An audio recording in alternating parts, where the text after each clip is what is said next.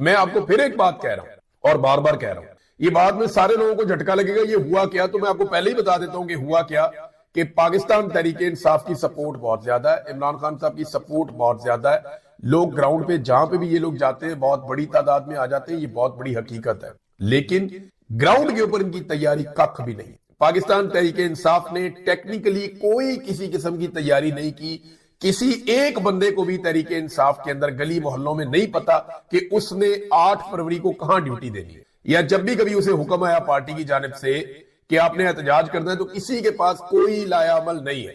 हत्ता कि एक दिन पहले पाकिस्तान तहरीक इंसाफ ने और तहरीक तहफ़्फ़ुज़ आईन पाकिस्तान ने एक नई अनाउंसमेंट कर दी जनाब कि आप बाजार तो बंद करेंगे, पहिया जाम हड़ताल तो करेंगे एतवार के दिन, लेकिन शाम को आप मशल बरदार रैलियां भी निकालेंगे। उससे इंपैक्ट तो क्रिएट होगा, लेकिन कैसे करना है, किसने करना है, किसकी कहां ड्यूटी है, किस गली से कौन निकलेगा, किस मोहल्ले से कौन निकलेगा, कोई लिस्ट होती है, कोई फहरिस्त बनती, कोई ड्यूटियां लगती हैं, वो इस तरह का ग्राउंड के ऊपर टके का काम नहीं। मैं आपको सीरियसली बता रहा हूं, ये किसी को बुरा लगता है तो लगता रहे। हाँ, ये है कि मोबिलाइजेशन बड़ी कमाल की। पाकिस्तान तहरीक इंसाफ को इस बात की दाद देनी चाहिए कि उन्होंने डाउन जाती हुई अपनी पॉपुलैरिटी को, या जो पाकिस्तान तहरीक इंसाफ को एक दचका लगा था, एक मायूसी थी कारकुनों में, उसको खत्म किया, और एक दफा फिर पाकिस्तान तहरीक इंसाफ को और कारकुनों को उन्होंने ऑक्सीजन दी है, उन्हें दोबारा खड़ा किया। ये क्रेडिट नौजवानों की क़यादत को जाता है। लेकिन जो ग्राउंड के ऊपर प्रॉपर लॉकडाउन के लिए, या पहिया जाम हड़ताल के लिए, या मुल्क को बंद करने के लिए, या हर चौक डी चौक के लिए कोई हिकमत अमली है, नारा जरूर है, लोगों को पसंद भी आ रहा है, लेकिन उसके लिए कोई ग्राउंड के ऊपर तैयारी, हिकमत अमली, प्लानिंग, मनसूबाबंदी कुछ नहीं, वो नहीं। अगर हर चौक डी चौक बनाना है तो हर चौक के अंदर एक आदमी को आपको सरपरस्त बनाना पड़ेगा कि इस चौक को डी चौक ये आदमी बनाए। किसी को पता ही नहीं है। 8 फरवरी सर पे आ गया है, मैंने आपको हकायक बताया जो एक्चुअली हकीकत है। अब इसमें नादरीन, इमरान खान साहब पर जो सख्तियों का एक नया दौर शुरू हुआ है ना, इसमें मैं एक बात आपको याद दिलाना चाहता हूं। ये शुरू होता है 27वीं आईनी तरमीम, आर्मी चीफ को मिलने वाले इस्तिस्ना, उनको मिलने वाली एक्सटेंशन और सीडीएफ का ओहदा, ये इन दिनों में होता है। ये इन चीजों में आपको याद होगा कटाई पड़ गई, हर तरफ खबरें भी आ रही थी कि सब कुछ अच्छा नहीं है शहर इक्तदार में, तो ये हो गया तो वो हो गया, लोग खबरें दे रहे थे, उनका रद्द-ए-अमल भी आ रहा था। नवाज शरीफ साहब एक्चुअली मेन किरदार थे। इमरान खान ने नवाज शरीफ को मौका दिया, और बार बार मौका दिया कि अगर आप करना चाहते हैं आर्मी चीफ तब्दील तो आप कर लें, अगर मुल्क को नॉर्मल करना है तो मुल्क को नॉर्मल करने की कोशिश कर लें। मैं फौज के साथ डील नहीं करूंगा, मैं आर्मी चीफ को सख्त तरीन बयान देके साबित कर रहा हूं कि मैं उसके साथ खड़ा नहीं होऊंगा, डू इट। लेकिन नवाज शरीफ को ऐसा आर्मी चीफ नहीं मिलेगा। फील्ड मार्शल आसिम मुनीर जिस लेवल तक चले गए, इस लेवल तक कोई जर्नैल नॉर्मली जाता नहीं है। तो नवाज शरीफ ने इसी आर्मी चीफ के साथ चलने का फैसला किया, और जो कुछ भी सौदेबाजी इनके बीच में हुई, उसके नतीजे में इमरान खान साहब पे सख्तियां आई। मैं आपको एक मरतबा नहीं 100 मरतबा ये बता चुका हूं कि नवाज शरीफ साहब बार बार ये कहते हैं मुझे इमरान खान से छुटकारा दिलाया जाए। वो इमरान खान से मुकम्मल और हमेशा के लिए छुटकारा चाहते हैं। तो ये जितना जुल्म आज हो रहा है, ये जो कुछ भी आज इमरान खान साहब के साथ हो रहा है, इसमें खाली आप आसिम मुनीर को जिम्मेदार करार नहीं दे सकते। याद रखिएगा कि नवाज शरीफ इसके अंदर बराबर के शरीक है। उनकी ज़हनियत बदला लेने की, उनकी ख्वाहिश, और बदला किससे लेना है? नवाज शरीफ को एस्टेब्लिशमेंट में मारा, बदला वो इमरान खान से ले रहा है। तो इमरान खान ने तो नवाज शरीफ को निकालकर पाकिस्तान से बाहर भिजवाया था। नवाज शरीफ को तो इमरान खान का शुक्रिया अदा करना चाहिए इस मामले में। लेकिन मियां साहब की ज़हनियत ऐसे ही है, वो हमेशा ताकतवर को सलाम करते हैं, बड़े जूते को पॉलिश करते हैं, और पेशावी चप्पल के ऊपर उन्होंने हमला कर दिया। तो मियां साहब बस यही है जो टोटल है। और मियां साहब जब बीमार थे ना अस्पताल में, बीमार भी नहीं थे बेचारे, जेल के अंदर उनके प्लेटलेट्स ऊपर नीचे किए जा रहे थे। तो मैं आज बयानात सुन रहा था, ख्वाजा आसिफ, एहसन इकबाल, शहबाज शरीफ, मरियम नवाज, पता नहीं कौन कौन से इनके रहनुमा हैं। मैं उनके बयानात सुन रहा था, इनके मुंह लमके होते थे, बॉडी लैंग्वेज ढिल्ली होती थी, बैठ के ऐसे जैसे मर्ग हो गई है। ये मियां साहब के रोजाना की बुनियाद के ऊपर जो है वो नोहे करते हैं, बीमार हो गया बाहर निकाला जाए, उनका अपना डॉक्टर है, उनके बेटों की बेटियों के सबके बयानात आ रहे थे। और जज गारंटियां मांग रहे थे कि नवाज शरीफ को कुछ हो गया तो क्या होगा। आज वही अदलिया और वही जजेस सिर्फ ये पता नहीं करवा पा रहे और इसके ऊपर जवाब नहीं दे पा रहे कि जनाब एक मरीज को जेल से आधी रात को निकाल कर ले जाया जाता है और उसकी फैमिली को आगाह भी नहीं किया जाता, और बताया भी नहीं जाता कि प्रोसीजर हुआ क्या और किस तरह हुआ। कोई चीज आगाह नहीं की जाती। इसके लिए जिम्मेदार कौन है? अदालत इसके ऊपर भी बात नहीं। नाज़रीन, जहां मैं जावेद हाशमी साहब के 2 स्टेटमेंट है वो पढ़ के सुनाना चाहूंगा। उन्होंने फील्ड मार्शल आसिम मुनीर को भी पैगाम दिया। उन्होंने कहा इमरान खान से जिस अंदाज में नारवा सलूक किया जा रहा है मैंने पहली मर्तबा देखा। हालांकि इन्होंने खुद भी बड़ी सख्त जेल काटी है, लेकिन वो कहते हैं कि हमारे साथ भी ये नहीं, किसी हुक्मरान को इतना डरा हुआ भी मैंने पहली मर्तबा देखा। आसिम मुनीर साहब, आपको मशवरा है कि इमरान खान के मामले को इस कदर जहन पर सवार ना करें। آپ کو کوئی استثنا نہیں بچا سکے گا۔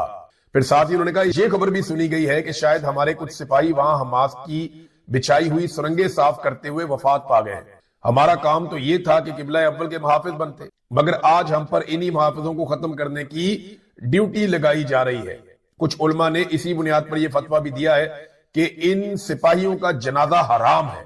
عاصم منیر صاحب آپ کا انجام بھی یہی ہوگا۔ بڑا سخت ٹویٹ ہے جاوید ہاشمی صاحب کا، لیکن اس میں ایک کلیم ہے کہ یہ سننے میں آیا ہے کہ کچھ سپاہی وہاں حماس کی بچھائی ہوئی سرنگیں صاف کرنے کی ڈیوٹی کرتے ہوئے وفات پا گئے ہیں، اور مولوی کہتے ہیں کہ ان کا جنازہ بھی نہیں ہو سکتا، اور عاصم منیر آپ کا بھی یہی حال ہونا ہے، یہ جاوید ہاشمی صاحب کہہ رہے ہیں۔ اب ناظرین، کل میں نے آپ کو ایک چیز بتائی تھی کہ عاصم منیر صاحب نے ایک سٹیٹمنٹ دیا، اور میں نے کہا تھا یہ سٹیٹمنٹ پھینکنے والا نہیں ہے۔ انہوں نے کہا کہ ہر سطح پر فکری تبدیلی ناگزیر ہو چکی۔ یہ جملہ بار بار آپ نے اپنے ذہن میں رکھنا کہ ہر سطح پر فکری تبدیلی ناگزیر ہو چکی ہے۔ یہ کیا پاکستان میں تبدیل کرنا چاہتے ہیں؟ ایسا کیا ہے کہ پاکستانیوں کی سوچ ہی تبدیل ہو جائے، نظریہ ہی تبدیل ہو جائے؟ یہ بار بار کہتے ہیں بند کمروں میں، اور یہ سب کو قائل کرنے کی کوشش کرتے ہیں، صحافیوں کو، سیاستدانوں کو، مختلف طبقات کو یہ قائل کرتے ہیں بار بار ملٹری اسٹیبلشمنٹ کے لوگ۔ نہیں، قائد اعظم والی سوچ اس دور میں تھی، ابھی پرانی ہو گئی۔ ذوالفقار علی بھٹو کی سوچ اس کے ساتھ دفن ہو گئی۔ ضیاء الحق کی سوچ بھی چلے گی، اب ہماری سوچ چلے گی، ہمیں پتہ ہے دنیا میں کیسے چلنا اور کیسے آگے بڑھنا ہے۔ یہ بار بار وہ بیانیاں لے کر جاتے ہیں، وہ کہتے ہیں اصول کوئی نہیں ہوتا۔ اب فیلڈ مارشل نے کہا کہ ہر سطح پر فکری تبدیلی ناگزیر ہے، تو شہباز شریف نے کہا اپنی مجبوریاں گنوانا شروع کیا۔ شہباز شریف صاحب اپنی مجبوریاں گنوا رہے ہیں، بتا رہے کہ میں اور فیلڈ مارشل دنیا کے ملکوں میں جاتے ہیں، خاموشی سے جا کے پیسے مانگتے ہیں، اور اس کی وجہ سے ہم نے پاکستان کو بچا لیا ڈیفالٹ ہونے، ورنہ پاکستان تو گیا تھا، یہ ہو جانا تھا، وہ ہو جانا تھا۔ ساری کہانی انہوں نے سنائی۔ میں حقائق آپ کے سامنے رکھ دیتا ہوں، لیکن ایکچولی یہ کہہ کیوں رہے ہیں؟ کیونکہ شہباز شریف صاحب نے اس میں ایک دو جملے بڑے عجیب بولے۔ انہوں نے کہا یہ ہمارا سر جھکا ہوا ہوتا ہے جب ہم پیسے مانگنے کے لیے جاتے ہیں، ہم سر نہیں اٹھا سکتے، بڑی شرمندگی والے معاملات ہوتے ہیں، تو پھر ان کی باتیں بھی ماننی پڑتی، یعنی جب ہم فیصلے کرتے ہیں یا ہم کوئی چیز کر رہے ہوتے ہیں تو ہمیں ان کی باتیں اور ان کے فیصلے ماننے پڑتے ہیں جن لوگوں سے ہم نے پیسے پکڑے ہوئے ہوں۔ لبے لباب ان کی بات کا یہ ہے۔ تو شہباز شریف اور فیلڈ مارشل بڑی آسانی کے ساتھ، بڑے طریقے کے ساتھ وہ کر یہ رہے ہیں کہ جو کچھ وہ خود کرنا چاہ رہے ہیں اس کو دوست ممالک کے کاندھوں پہ رکھ رہے ہیں، یعنی جو بندوق وہ چلانا چاہتے ہیں حماس پہ یا فلسطینیوں پہ، اس کو وہ ان کاندھوں کے اوپر رکھ رہے ہیں جن سے انہوں نے پیسے لیے ہوئے ہیں، قوم کو یہ بتا رہے ہیں، حالانکہ خواہش یہ ان کی اپنی ہے۔ تحریک انصاف کے احتجاج کے بعد ایک دن گزر گیا اور عمران خان صاحب کا جیل میں کیس لگا ہوا تھا۔ جیل میں جو کیس تھا وہاں پہ کیا صورتحال پیدا ہوئی، عمران خان صاحب نے کیا کہا، یہ چیزیں میں آپ کے سامنے رکھتا ہوں، لیکن پہلے ذرا اس کو آپ دیکھ لیں کہ اڈیالہ جیل میں جو توشہ خانہ 2 کیس ہے اس کی سماعت ہوئی، اور عمران خان صاحب کے اوپر فوری طور پہ کوشش کی جا رہی ہے کہ اس ایک اور کیس میں انہیں سزا دی جا سکے۔ عمران خان کے وکلا اور اہل خانہ کو سماعت تک رسائی دینے کی درخواست کی گئی کہ جناب وکیل تھے آن دیو، بلکہ عمران خان صاحب کے وکیل نے یہ کہا کہ جج صاحب سلمان اکرم راجہ صاحب عمران خان صاحب کے فوکل پرسن ہیں ان قانونی معاملات میں، اور ملٹیپل کیسز چل رہے ہیں، انہیں اندر آنے دیا جائے اور دیگر وکلا کو آنے دیا جائے۔ تو ایک تو عمران خان صاحب کے وکلا اور اہل خانہ کو سماعت تک رسائی دینے کی درخواست دی گئی، جس پر جج شاہ رخ ارجمن نے جیل کے باہر موجود عظما خان کو کمرہ عدالت میں بلایا۔ عمران خان کے وکلا صفائی سلمان صفدر اور کوسین مفتی عدالت میں پیش ہوئے۔ وکیل کوسین مفتی نے نیب کے گواہ پر جرح کرنے کے لیے عدالت سے مزید وقت مانگا، جس کی اسپیشل پروسیکیوٹر عمر مجید نے مخالفت کی اور کہا کہ جان بوجھ کر ٹرائل کو طول دینے کی کوشش کی جا رہی ہے۔ عمران خان کی بہن کمرہ عدالت میں آ چکی ہیں، اب بھی گواہ پر جرح نہیں کی جا رہی۔ جن 2 گواہوں کو بیان ریکارڈ کرنے کے لیے طلب کیا گیا تھا وہ بھی موجود ہیں۔ وکلا صفائی وقت پر کمرہ عدالت میں بھی نہیں آتے، انہیں پابند کیا جائے۔ دوسری جانب سلمان صفدر نے کہا کہ اگر ایسا ٹرائل کرنا ہے تو وہ اسٹیٹ کونسل مقرر کر کے فیصلہ دے دیں، نہ وکلا آ سکتے ہیں، نہ اہل خانہ اور نہ ہی میڈیا۔ جج شاہ رخ ارجمن نے جواباً حوصلہ دیا ہے۔ عمران خان اور بشرا بی بی بھی کمرہ عدالت میں موجود تھے۔ اب یہ جس طرح ٹرائل ہو رہا ہے ساری دنیا کو پتا ہے، اور پی ٹی آئی کو یہ لگتا ہے کہ ان کے ساتھ اس ٹرائل میں بھی ماضی کی طرح زیادتی ہوگی، جیسے سائفر والا مقدمہ بنایا گیا، جیسے عدت والا کیس چلایا گیا، جیسے توشہ خانہ کا ایک اور پہلے کیس چلایا گیا۔ یہ وہ سارے مقدمات ہیں جو القادر والا بھی، یہ سارے مقدمات ایسے ہیں جہاں عمران خان صاحب کو اور ان کی پارٹی کو بڑے شدید تحفظات رہے ہیں۔ 9 مئی کے مقدمات تو وہ تو نہ 3 میں نہ 13 میں، جس قسم کے وہ مقدمات ہیں انہیں اگر آپ سنیں اور انہیں آپ پڑھیں تو انسان کے رونگٹے کھڑے ہو جاتے ہیں کہ اتنی بڑی مسٹیکس جس ملک کے اندر ادارے کر رہے ہیں وہ مقدمات میں، ان اداروں کو کیا رہنے کا اختیار بھی ہے؟ عجیب و غریب قسم کی بونگیاں ماری ہوئی ہیں وہاں پہ، اور ابھی تو اتنا آگے نکل گئی پولیس اتنی ایڈوانس ہو گئی پنجاب پولیس کے پنجاب میں ایڈوانس میں ایف آئی آر بھی ہو جاتی. وہ گجرپورہ کی ایک ایف آئی آر گردش کر رہی ہے, وہ 4 تاریخ کو ہو گئی تھی کہ 5 تاریخ کو یہ ہونے والا ہے جناب, پہلے سے ہم نے ایف آئی آر دے دی ہے. بہرحال عمران خان صاحب نے یہاں پہ کچھ باتیں کی. ایک تو انہوں نے خوشی کا اظہار کیا ہے عمران خان صاحب نے کہ اتنی فستائیت اور ظلم کے باوجود, جبر کے باوجود لوگ نکلے اور لوگ اپنی مدد آپ کے تحت نکلے. یہ بھی عمران خان صاحب نے کہا. اتنا ظلم کسی مارشل لاء میں بھی نہیں ہوا جتنا ظلم اب ہو رہا ہے, یہ بھی عمران خان صاحب نے کہا. دوسرا, عمران خان صاحب نے نئی حکمت عملی متعارف کروائی ہے جسے پاکستان تحریک انصاف کے لوگ اسپیشلی وہ نیازی صاحب جو احمد نیازی صاحب وہ بھی یہ کہہ رہے تھے کہ عمران خان کا حکم آیا ہے کہ اب سمارٹ احتجاج کرنا ہے. یہ سمارٹ احتجاج کیا ہوتا ہے؟ عمران خان صاحب نے سن 2020 میں جب کورونا وائرس آیا تو اس وقت عمران خان صاحب نے کہا تھا کہ سمارٹ لاک ڈاؤن ہم کریں گے, اس سے نقصان کم سے کم ہوگا اور ہم اپنا ٹارگٹ بھی اچیو کریں گے, اپنے لوگوں کی جان بھی بچائیں گے. یعنی ہم نقصان سے بھی بچیں گے اور ہم کورونا وائرس سے بھی بچیں گے. یہ عمران خان صاحب نے جب سمارٹ لاک ڈاؤن کا کہا تو اس کے اوپر اپوزیشن نے بڑا مذاق اڑایا. اسٹیبلشمنٹ نے صحافیوں کو بلا کر کہا کہ ہمارا وزیر اعظم شاید عجیب حرکتیں کر رہا ہے, آپ جناب عمران خان کو سمجھائیں. اسٹیبلشمنٹ کہتی تھی صحافیوں کو کہ عمران خان کو جا کر قائل کرو کہ وہ پورے ملک کے اندر لاک ڈاؤن لگا دے. صحافی جا کر عمران خان صاحب سے کہتے تھے کہ جناب آپ پورے ملک میں لاک ڈاؤن لگا دیں. اسٹیبلشمنٹ سیاستدانوں سے بھی کہتی تھی, اپوزیشن سے بھی پریشر ڈالتی تھی, میڈیا کو بھی کہتی تھی تاکہ عمران خان صاحب پورا لاک ڈاؤن لگائیں اور عمران خان صاحب کا پورا بندوبست ہو جائے پاکستان کی سیاست میں. کیونکہ 2019 میں نواز شریف صاحب مکمل ڈیل کر چکے تھے جنرل باجوہ سے, تو اب انہیں جلدی تھی کہ کورونا کے بہانے عمران خان صاحب کو نکال دیں. لیکن عمران خان صاحب نے بات ان کی نہیں سنی اور ایک سمارٹ لاک ڈاؤن کی طرف گئے جس کا شروع میں مذاق اڑایا گیا, لیکن پھر پوری دنیا نے تعریف کی اور انہوں نے کہا کہ پاکستان ایک ایسا ملک ہے جو دنیا کے ٹاپ 3 ملکوں میں ہے جنہوں نے کورونا وائرس کا مقابلہ کیا. اب آج کل کچھ صحافی اور کچھ دیگر لوگ جو ہیں عمران خان صاحب کے اس دور میں جب کورونا وائرس آیا ہوا تھا ایک اخبار کی کٹنگ نکال کر لگاتے ہیں جس پہ عمران خان صاحب نے کہا تھا کہ جو لوگ جلسے جلوسوں کے لیے کرسیاں وغیرہ دیں گے ان کی چیزیں, ان کا سامان ضبط کیا جائے گا. اور وہ صحافی کو لکھتا ہے جی ہم دائروں میں گھوم رہے ہیں, کوئی کہہ رہا ہے جی عمران خان کے دور میں بھی ایسا تھا, کوئی کہہ رہا ہے جی یاد ماضی عذاب ہے یارب. تو میں صرف یاد دلاؤں وہ کورونا وائرس کا دور تھا. عمران خان نے تو کسی بھی جلسے کی پرمیشن دینے سے انکار نہیں کیا, بلکہ وہ تو ان چیزوں کو بادر ہی نہیں کرتے تھے. کوئی جلسہ کرنا چاہ رہا ہے, جلوس کرنا چاہ رہا ہے, جتنے پی ایم ایل این نے عمران خان صاحب کے دور حکومت میں جلسے کیے ان کی تو کوئی ماضی میں مثال ہی نہیں ملتی.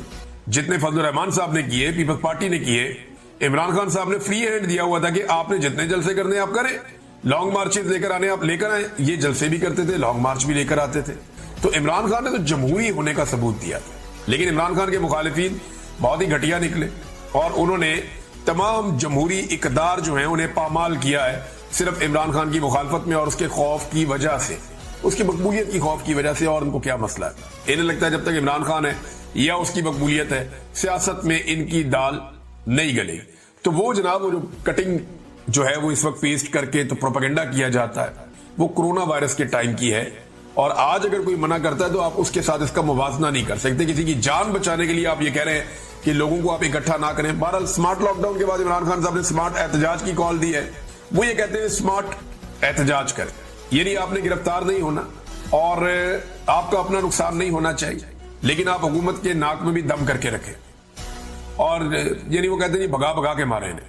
اب ہمارا جو صحافی طبقہ ہے ان کو عادت ہے دیکھنے کی کہ اکٹھا ہجوم آ رہا ہے بہت بڑا اور یہ ہجوم آ کر کھڑا ہو گیا, اس کو اپنے جناب دیکھنا ہے اور یہاں تسلی سے کھڑے ہو کے ان کی کوریج کرنی ہے, ان کے انٹرویوز کرنے اور چلا دینا ہے. اب اس کے لیے میڈیا کو اسٹیبلشمنٹ کی منتیں کرنی پڑیں گی کہ جناب ان کو اکٹھا تو ہونے دیں, ہم نے ان سے بات کرنی ہے. اسٹیبلشمنٹ نے سارے رستے بند کر دیے. اب ایک ہی رستہ ہے پاکستان تحریک انصاف کے پاس کہ وہ احتجاج کریں اور پولیس کے آنے سے پہلے نکل جائیں, یا ریلیاں نکالیں, چھوٹی موٹی احتجاج کریں, مختلف شہروں میں, مختلف دیہات میں, الگ الگ جگہ پہ کریں. وہ انہوں نے کیا ہے. اب یہ سلسلہ آگے بڑھے گا تو پاکستانی ایک نئی طرح کی سیاست دیکھیں گے, ایک نئے طرح کا احتجاج دیکھیں گے جس کے لیے نہ تو پاکستانی میڈیا ٹرینڈ ہے اور جس کے لیے نہ تو پاکستان کا سسٹم پہلے سے ٹرینڈ ہے اور نہ انہوں نے ایسی چیز پہلے وٹنس کی ہے. عمران خان صاحب نے پاکستان کی سیاست میں بہت ساری ایسی چیزیں متعارف کروائی جو اس سے پہلے نہیں تھی. سب سے بڑا جو عمران خان صاحب کا کنٹریبیوشن ہے پاکستان کی سیاست میں وہ مڈل کلاس کو سیاست کے اندر لے کر آنا ہے. مڈل کلاس جو سیاست سے اپنے آپ کو irrelevant رکھتی تھی, یہاں پہ ایک مڈل کلاس کے اندر مشہور جملہ ہوتا تھا میں تو بالکل غیر سیاسی ہوں بھائی میں تو بالکل سیاست میں نہیں ہوں. یعنی یہ بڑا فخر سمجھتے تھے لوگ کہ بھی سیاست سے میرے سے سیاسی بات کوئی نہ کرے, تو گالی سمجھتے تھے لوگ اس کو. تو عمران خان صاحب نے لوگوں کو اس طرف توجہ دلوائی, انہیں لے کر آئے اور ابھی وہی مڈل کلاس جو ہے وہ گلے کی ہڈی بنی ہوئی ہے. نہ وہ نگلی جاتی ہے نہ اگلی جاتی ہے اسٹیبلشمنٹ سے. یہ مڈل کلاس اتنی ریلیونٹ ہو گئی ہے کہ باقی سارے کے سارے ارریلیونٹ ہو گئے ہیں, اور یہ پاکستان چلانے والے لوگ ہیں, تگڑے لوگ ہیں. بہرحال عمران خان صاحب نے اب سمارٹ احتجاج کا حکم دیا اپنی پارٹی کو اور کہا جی بھگا بھگا کے ماریں گے, اور عمران خان صاحب کا کیس جو ہے وہ اب 9 اگست تک ملتوی ہو گیا ہے. عمران خان صاحب نے جو کارکردگی ہے کارکنوں کی, اس سے عمران خان صاحب نے کہا جی کہ وہ مطمئن ہے. پھر ایک اور چیز جو عمران خان صاحب نے دہرائی ہے, بعض لوگ اس سے اختلاف کر رہے ہیں کہ پاکستان تحریک انصاف کو کوئی بھی میدان کھلا نہیں چھوڑنا چاہیے, بلکہ جہاں جہاں پہ ضمنی الیکشن ہوتے ہیں وہ لڑنے چاہیے. میدان تو واقعی خالی نہیں چھوڑنا چاہیے, اور جہاں ضمنی الیکشن ہوتے ہیں وہ آپ کو لڑنا چاہیے. پولیٹیکل پارٹی یہی کر سکتی ہے, مزید ایکسپوز کر سکتی ہے. لیکن دیکھیں اب یہ کریں گے کیا؟ یہ پی ٹی آئی کے ساتھ الیکشن لڑیں گے اور دھاندلی کر کے الیکشن جیتیں گے, اور الیکشن جیتنے کے بعد اناؤنس کریں گے کہ دیکھیں جناب عمران خان کی مقبولیت ختم ہو گئی ہے, مریم نواز نے پتہ نہیں کتنی خدمت کر دی ہے اور پتہ نہیں کتنے لوگوں کے پاؤں دبا دیے ہیں, اس کے بعد دیکھیں اب